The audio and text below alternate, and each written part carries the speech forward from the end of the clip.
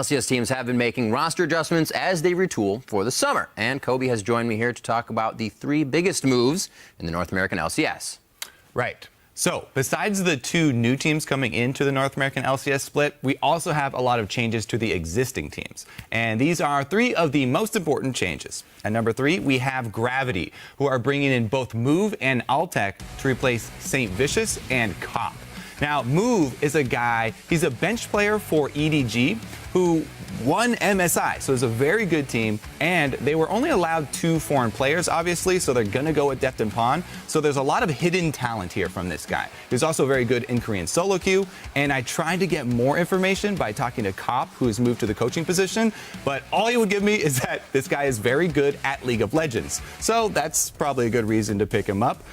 When you do lose St. Vicious, though, you're losing a very strong voice in-game, a single shot caller, so that may be something that they have to adjust to.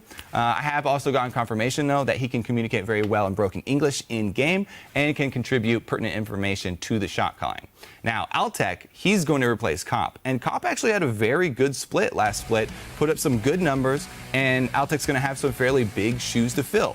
Plus, you know, having to move around to support may have thrown off Altec's AD carry game.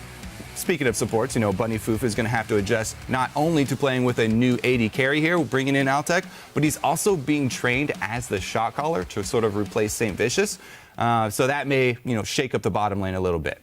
Number 2 is going to be CLG replacing Link with both Pobelter and Huhi.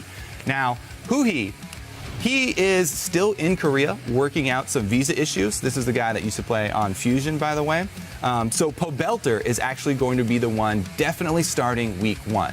And Pobelter is a guy, he's been in the pro scene for a long time, even though he's really young.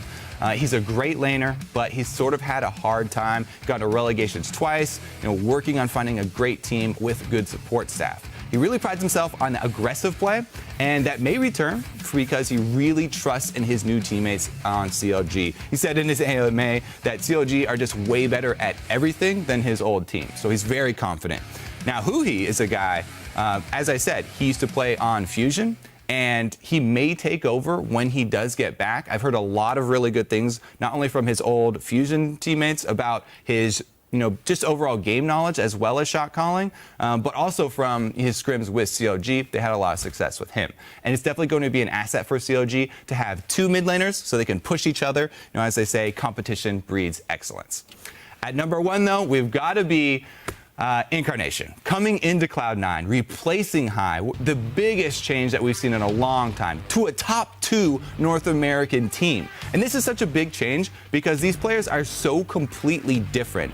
High is such a team-focused and macro-oriented player. He focuses a lot on vision control and helping out the team. Whereas Incarnation, he has 0 competitive experience, and consequently, he's focused really heavily on the laning phase and carrying the game himself.